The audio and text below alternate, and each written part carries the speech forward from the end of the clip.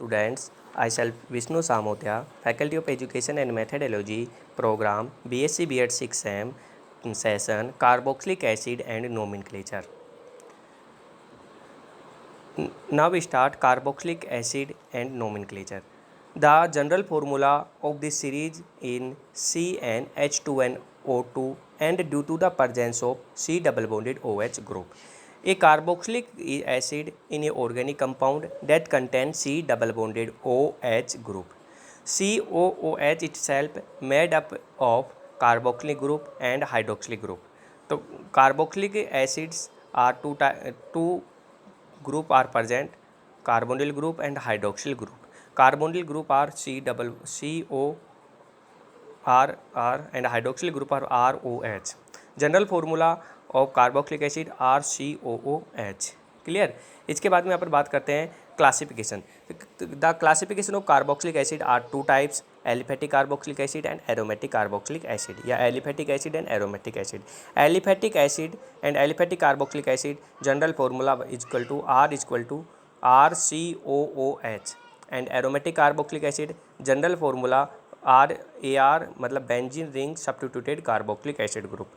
In this slide, aliphatic carboxylic acid where R is equal to H या any alkyl group, but aromatic carboxylic acid where is slide where AR is any aryl groups.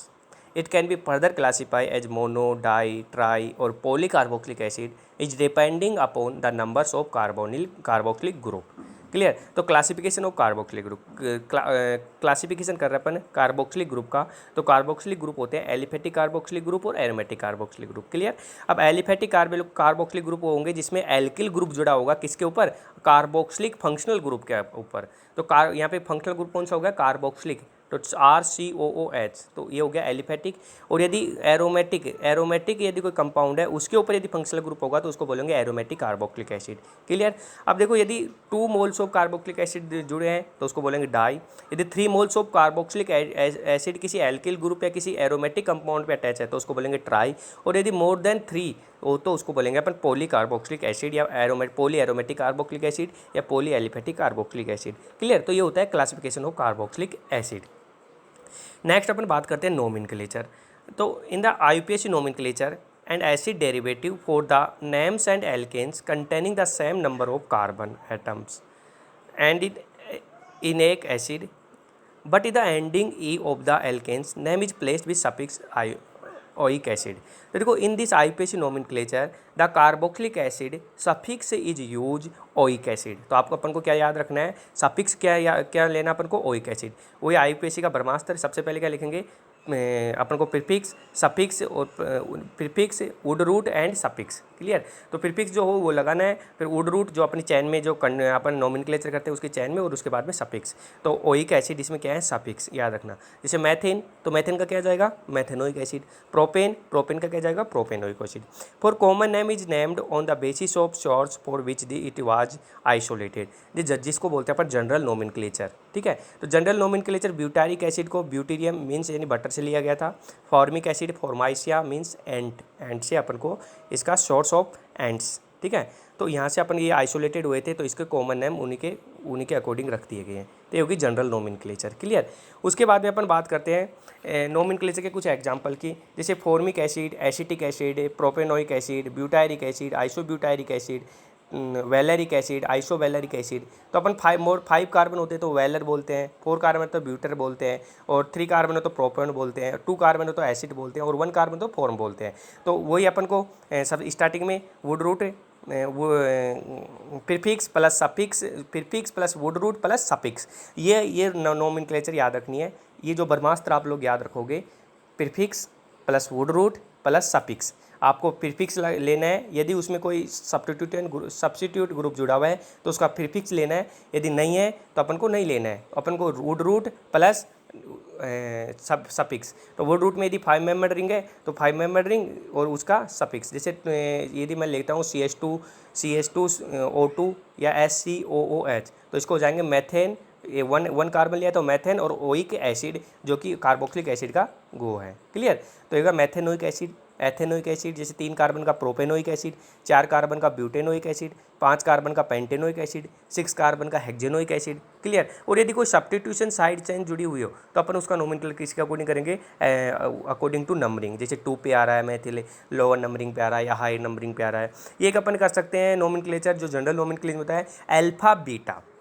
Alpha beta क्या करेंगे, यदि functional group के just पास वाला carbon कौन सा होगा, alpha carbon, and उसके जस्ट पास वाला कार्बन बीटा कार्बन। यदि अपने पास अल्फा पे 2 कोई मैथिल ग्रुप है, फॉर एग्जांपल यदि मैं लेता हूँ, एक एग्जांपल लेता हूँ, सी पे यदि टर्सरी मैथिल ग्रुप यदि किसी कार्बोक्सिलिक ग्रुप से अटैच है, समझने की कोशिश कीजिए, टर्सरी ग्रुप यदि किसी कार्बोक्सिलिक एसिड ग्रुप से अटैच है, मतलब एक कार्बन जिस पर 3 मैथिल ग्रुप और एक कार्बोक्सिलिक एसिड ग्रुप अटैच है, तो अपन इसका नोमेनक्लेचर कैसे करेंगे, अल्फा डाइमेथिल, क्योंकि कार्बोक्सिलिक ग्रुप के जस्ट पास क्या है, alpha dimethyl propanoic acid. Clear. या 2 डाइमेथिल प्रोपेनोइक एसिड। ऐसे अपन इसका nomenclature, general nomenclature and IUPAC nomenclature अपन इसका कर सकते हैं। क्लियर। ये हो गई इसकी नोमेनक्लेचर।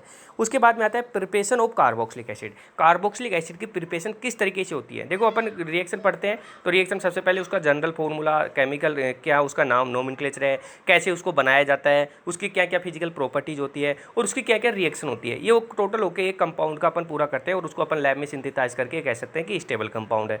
तो अपन ने पहले उसकी देखो नोमेनक्लेचर कर ली। अब उसकी प्रिपरेशन कि किस तरीके से अपन कार्बोक्सिलिक एसिड को बना सकते हैं। ठीक है। तो फर्स्ट प्रिपरेशन मैं बता रहा हूँ आपको, method of preparation of carboxylic acid, oxidation of primary alcohol and aldehydes. Oxidation of primary alcohol and aldehyde, primary alcohols and aldehyde on oxidation with a sodium and potassium dichromate and sulfuric acid और potassium permanganate gives the corresponding of carboxylic acid. तो फिर direct बात मैं बोलूँ आपको कि oxidation of primary alcohol convert to aldehyde and aldehyde further oxidation convert to acid. Clear. तो यदि मैं अल्कोहल का ऑक्सीडेशन कराता हूँ तो ऑक्सीडेशन का मीनिंग क्या होता है, ऑक्सीजन को ऐड करना। क्लियर। तो यदि मैं ऑक्सीडेशन कराता हूँ अल्कोहल का तो किस में कन्वर्ट होता है, वो एल्डिहाइड में। एल्डिहाइड का मैं फर्दर ऑक्सीडेशन कराता हूँ तो किस में कन्वर्ट होता है, वो कार्बोक्सिलिक एसिड में, इन the presence of sulphuric acid या पोटेशियम परमैंगनेट या सोडियम डाइक्रोमेट। ये अपन ले सकते हैं, कोई भी एक अपन को लेके करा सकते हैं। अब देखो मैंने फर्स्ट एग्जाम्पल आपको RCH2OH लिया है, इसका मैंने किससे ऑक्सीडेशन कराया है। तो ऑक्सीडेशन जैसे मैं अल्कोहल का ऑक्सीडेशन कराता हूँ तो क्या होगा, एल्डिहाइड्स, फिर एल्डिहाइड का अपने ऑक्सीडेशन कराया तो क्या बनेगा, कार्बोक्सिलिक एसिड। क्लियर। तो ये इजी रिएक्शन है और इजीली अपन को समझ में आ जाएगा कि method of preparation of carboxylic acid का अपन प्राइमरी अल्कोहल और या एल्डिहाइड से करा सकते हैं। क्लियर। यदि प्राइमरी अल्कोहल से ऑक्सीडेशन कराना तो 2 मोल्स ऑफ ऑक्सीजन ऑक्सीडेशन कराना होगा, टू बार ऑक्सीडेशन कराना होगा, 2 बार। यदि एल्डिहाइड लेना है तो 1 टाइप में ऑक्सीडेशन करा के कार्बोक्सिलिक एसिड अपने पास प्रेजेंट हो जाएगा। ऐसे ethyl alcohol in the presence of K2Cr2O7 and H2SO4, तो एसिड एल्डिहाइड पर बोल रहा है, वो acid aldehyde further react with K2Cr2O7 in oxidation and acetic acid are present. Clear. तो ये हो गया अपने पास method of preparation of, first method preparation of oxidation of primary alcohol and aldehyde. Clear. Second अपन बात करते हैं method of preparation of carboxylic acid, oxidation of alkenes. Alkenes react with basic potassium permanganate undergoes various condition to produce carboxylic acid। तो यदि अपन alkene का oxidation कराएंगे in the presence of KMnO4 and last step are hydrolysis, तो product formation are carboxylic acid. ठीक है। तो alkene का oxidation कराया तो क्या बनेगा, कार्बोक्सिलिक एसिड, और एल्डिहाइड का ऑक्सीडेशन कराया तो क्या बनेगा, कार्बोक्सिलिक एसिड, अल्कोहल का ऑक्सीडेशन कराया तो क्या बनेगा, कार्बोक्सिलिक एसिड। क्लियर। अब देखो 2 ब्यूटेन जो इसकी मैकेनिज्म है, मैकेनिज्म में फर्स्ट स्टेप में KMnO4 2 ब्यूटेन हाइड्रोलाइसिस करे, हाइड्रोलाइसिस कराने बाद में CH3COH एल्डिहाइड में कन्वर्ट हुआ, एल्डिहाइड फर्दर रिएक्ट करेगा और ऑक्सीजन की प्रेजेंस में तो बनेगा acetic acid and 2 moles of acetic acid अपने पास प्रेजेंट हो जाएंगे, जो कि अपने पास स्लाइड में दिखाया गया है कि 2 मोल्स ऑफ एसिटिक एसिड बन रहे हैं इन द प्रेजेंस ऑफ KMnO4। तो ये होगा ऑक्सीडेशन ऑफ एल्कीन। ये डायरेक्ट बोल सकते हैं आप, alkene react with KMnO4 in the presence of base, product convert to product carboxylic acid. Clear. उसके बाद में अपन बात करते हैं नेक्स्ट मेथड और formation of carboxylic acid are hydrolysis of nitrile. देखो nitrile gives the carboxylic acid on hydrolysis in acidic and basic condition. तो हाइड्रोलाइसिस ऑफ नाइट्राइल, यदि मैं नाइट्राइल का हाइड्रोलाइसिस कराता हूँ in the presence of acidic condition and basic condition, तो अपने पास बनता है carboxylic acid and carboxylate ion further react with acidification convert to carboxylic acid. तो first reaction are nitrile react with acidic medium in the presence of water. ठीक है, तो acidic medium में रिएक्शन करा रहे हैं, तो साइनाइड एसिडिक मीडियम में रिएक्ट करके क्या बनाता है, carboxylic acid plus NH ammonium salt. Clear. तो carboxylic acid in the presence of acidic medium, cyanide in the nitrile in the presence of acidic medium convert to product carboxylic acid and NH4 मतलब ammonium salt. In basic medium, the basic medium of hydrolysis, nitrile convert to carboxylate ion and further hydrolysis and convert to carboxylic acid plus ammonia। Clear. तो acidic medium में first step में carboxylic acid बन जाएगा, जबकि basic medium में first step में carboxylate ion बनेगा, फिर उसका फर्दर हाइड्रोलाइसिस कराएंगे इन एसिडिक मीडियम में, तो अपन के पास क्या बनेगा, कार्बोक्सिलिक एसिड। ये होती है method of preparation of hydrolysis of nitrile. Hydrolysis of nitrile convert to carboxylic acid. Clear. इसके बाद में अपन बात करते हैं for last method hydrolysis of ester. Ester is boiled with concentrated aqueous NaOH and treatment with acidic give the carboxylic acid.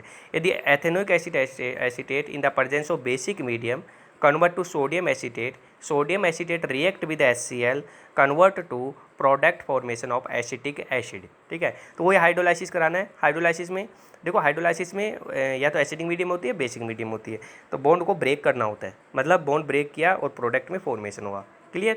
देखो first step में इसमें बॉन्ड ब्रेक किया तो CONA बना, C2H5OH बाहर हो गया। क्लियर। नेक्स्ट स्टेप में HCl रिएक्ट करेगा, HCl पे H+ देगा और NaCl रिमूव हो जाएगा। क्लियर। तो ये हो गया अपने पास एसिटिक एसिड का हाइड्रोलाइसिस ऑफ एस्टर। ठीक है, उसके बाद में अपन बात करते हैं method and preparation of carboxylic acid is Grignard reagents या गिरनार्ड्स मेथड। ये इंपॉर्टेंट मेथड है क्योंकि गिरनार्ड रिएजेंट से रिएक्शन कराए, क्योंकि गिरनार्ड रिएजेंट एक ऑर्गेनोमेटेलिक कंपाउंड होता है, मतलब और मेटल एंड एल्किल के बीच में बॉन्ड होता है, मतलब कार्बन और एल्किल मेटल के बीच में बॉन्ड होता है, तो उसको बोलते हैं अपन ऑर्गेनोमेटेलिक कंपाउंड। अब गिरनार्ड रिएजेंट इज ए ऑर्गेनोमैग्नीशियम कंपाउंड, मतलब RMgX होता है, मतलब मेटल एंड एल्किल के बीच में या कार्बन के बीच में बॉन्ड होता है, तो हो गया गिरनार्ड रिएजेंट। तो मैग्नीशियम, तो गिरनार्ड रिएजेंट क्या होगा, ऑर्गेनो मैग्नीशियम कंपाउंड। क्लियर। तो alkyl halide is first converted into the corresponding Grignard reagent and allowed to react with carbon dioxide and further hydrolysis to give carboxylic acid. In first step alkyl halide react with magnesium in the presence of anhydride convert to RMgX। RMgX react with CO2 and RCOOMgX। RCOMgX in the presence of hydrolysis convert to product RCOOH carboxylic acid. ऐसे ही अपन एक example ले सकते हैं, ethyl bromide react with Mg in the anhydrous, तो convert to product ethyl magnesium bromide.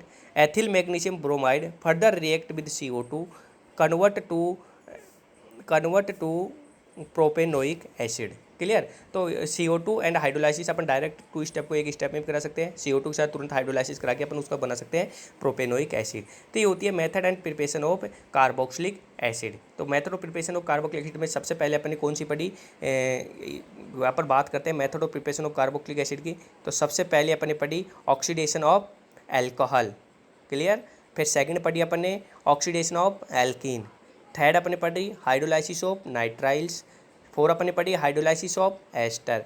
और 5 अपन ने पढ़ी गिरनार्ड रिएजेंट या गिरनार्ड मेथड। ठीक है। तो ऐसे करके अपन इसकी ऐसे करके अपन इसकी प्रिपरेशन पढ़ ले कि अपन कार्बोक्सिलिक एसिड को किस तरीके से बना सकते हैं। अब देखो, यदि मैं स्ट्रक्चर और बॉन्डिंग की बात करता हूँ, तो कार्बोक्सिलिक एसिड की structure, the carboxylic acid, the unsaturated and saturated bonding of carboxylic acid, we take an example of formic acid, that is the compound contain carbon atom of C double bonded OH groups is in sp2 hybrid। ठीक है। तो C double bonded OH groups में क्या होगा, sp2 hybridise होगा। तो structure is planar, 1 carbon and oxygen bond is similar to the other carbon oxygen bonds. It is compound, bond angle is 120 120 degree. Hence is a same and carbon oxygen double bonded of the compounds is analogous to carboxylic acid. CO is aldehydes and ketones. तो carboxylic acid in the resonances carboxylate ion convert to carboxylic acid. तो three resonating structure भी बना सकते हैं इसकी, और अपन को to रेजोनेटिक structure बनेगी और इसमें कार्बोक्सिलेट आयन होगा. क्लियर. तो ये होती है कि इस पर sp2 हाइब्रिडाइज होता है और इसकी स्ट्रक्चर क्या होती है, प्लानर. क्लियर. और इस पर बॉन्ड एंगल कितना होता है, 120 डिग्री. ओके ठीक है.